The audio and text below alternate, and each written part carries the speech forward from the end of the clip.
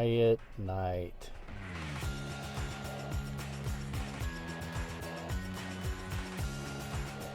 At the risk of jinxing myself, the week has started out really quiet. One fire out in Lawrence, Kansas, way out in the country by Clinton Lake that I don't think it's worth going out to, but I may find out later. 10 people died. No, I hope not. But yeah, and I went in and there's no TVUs. I hope that there's at least one. I mean, there's the big ones, and then there's the trucks, and my Sony streamer.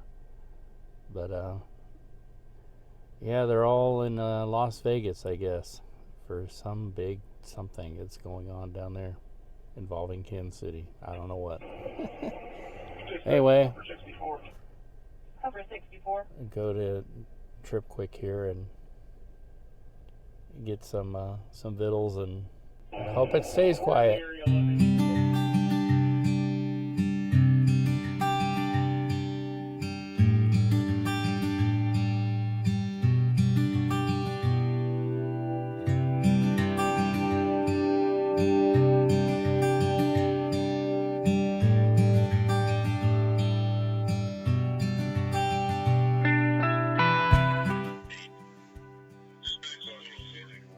It's cooler today, but it's still pretty this morning. That's very loud and annoying. Alright. So we were here doing live shots on the FIFA World Cup that's going to happen in Kansas City. 5231. And events are going to be held here. Some of the games will be held here. So now I got to turn in my super huge TVU, and I think I'll go have a warm drink and third space.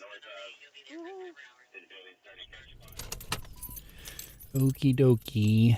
I didn't say all right. It is time to get a hot drink. I think I smell coffee. It smells good.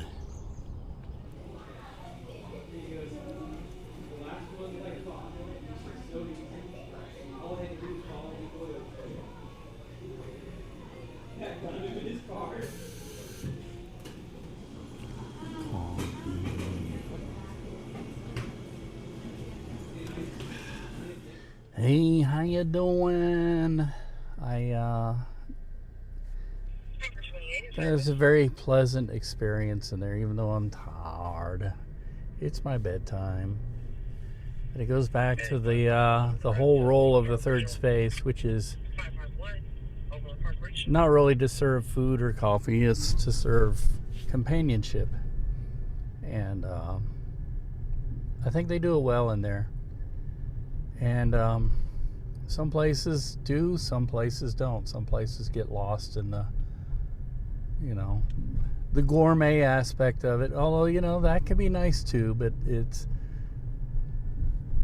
coffee is the, I don't know if I'm using the right term here, the elixir. It replaces, alcohol, and bars serve as a third space too. But if you go into a bar all the time, every night, and hang out in a bar, kind of like Cheers is an example of that, then it can be all right. But for the most part, a lot of people can't handle that, and it leads to bad habits, But coffee houses, if you go to them, I guess you can drink too much coffee, but you don't have to drink coffee. You can drink tea, or you can drink a soda, and nobody's expecting anything of you. They're not expecting you to, when I go hang out in a bar, sometimes people get downright upset. Why don't you drink alcohol? You're in a bar. And I'm like, because I'm not here for, like, I don't need the alcohol. I'm here for the companionship, you know. I don't want to sit at home and stare at the four walls and go crazy doing that. This thing is really shrill. Oops. So, yeah, you know, it's like my happy hour. I go there after work. You know, this place I go on Mondays. And it serves a purpose for me. You know, there's some friendly people in there, and I like to talk. And sometimes I don't because I'm always so tired. That's the downside of it, is I'm really tired and not always super talkative. I get stuck in my phone, but that's all right too. You know, I work on my stuff. And a girl was sitting next to me, and she was pretty much doing the same thing, although she was writing in her journal with a pen and paper and everything. And I'm doing the same thing, but I'm using more a technological approach and multimedia, and not so much writing, but expressing myself through pictures and videos and a few captions. But you know, I might get back to writing a few of my thoughts down, but I look back on those and I go, man, how corny can I be? And you know, my main mission is right now to try and get caught up and keep it up for at least a year, so that I can get my archive set, and then every year I add to it. All I have to do is copy my archives down and, you know, and double check them and make sure they're okay, and see if there's anything I need to add. Because every time I do it, I'm so not disorganized, but I change my mind in so many ways on how to write the stuff down and store it, that I don't know, that I kind of made it hard for myself, because every time I change. And I saw somewhere somebody was saying that Google, not YouTube, but Google is trying to get rid of archive stuff. Like, they're trying to delete it all. Ooh, that truck had just threw something big and metal on the ground.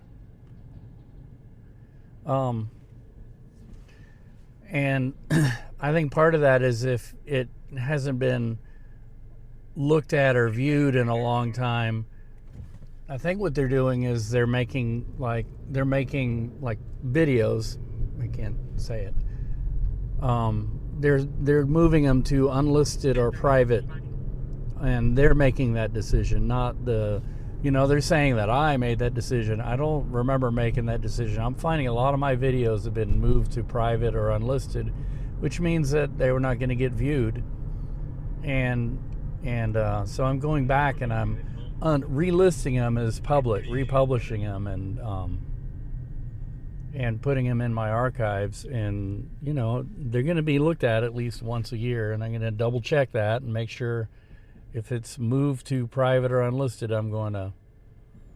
And what's kind of disgusting about that is some videos are set to private mode, and you can't access them because it won't give you a link back to the original source. So you click on it and it won't let you even find the video source. So there's some videos I can't even, I don't know, they're just shenanigans. It's just, you know, they're trying to maximize profit. And some people say, I don't blame them. I'm like, well, you know, but they set themselves up as like an archive, and, you know, it's like they didn't go in originally and say, we're trying to make a profit off of this. That came later. They originally said, all this stuff is valuable and, you know, is for the people to express themselves. And then, you know, when the blood gets in the water, they change their minds all of a sudden. So, kvetch.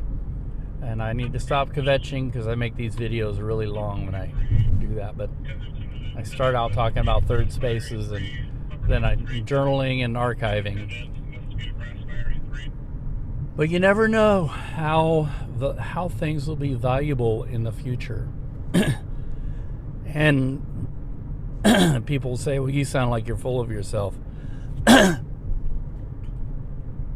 No, I find that stuff you do, everybody does, every little thing every day builds a picture, a mosaic picture of what things are like. And of course, nobody cares about it in the moment. It's daily life stuff. But then as time goes on, people discover it and they go, wow, especially people of a younger generation, and they'd be like, what is it like? Can you imagine if, for instance, during historic periods like Civil War in America, if you could really go to original source material and see what things were really like, and actually you can, but a lot of that stuff was lost. For instance, the Civil War equivalent to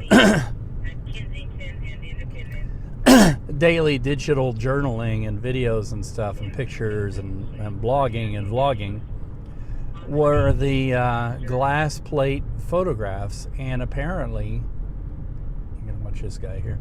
Apparently, a lot of them were taken. There were a lot of those things were taken. Like every day, somebody was out taking pictures. Every battle, and that took a lot of work. But what happened was, immediately after the Civil War, people lost interest in it. And so they were using these glass plates, like hanging them up in greenhouses and putting them as windows in greenhouses. There were so many of them, and they all got pretty much destroyed. So there isn't that much left. And it was like, so we lose a huge picture of what daily life was like back then and what it actually was like, because people didn't see any value in it at the time, and they just kind of, threw them in the garbage. And that's what we do now with a lot of things. But now, instead of heavy glass plates, we can now do it in a digital format that takes up no room. Oh, look at the police hanging out over here. I better slow down a little. Oops. So anyway, yeah. There's a speed trap.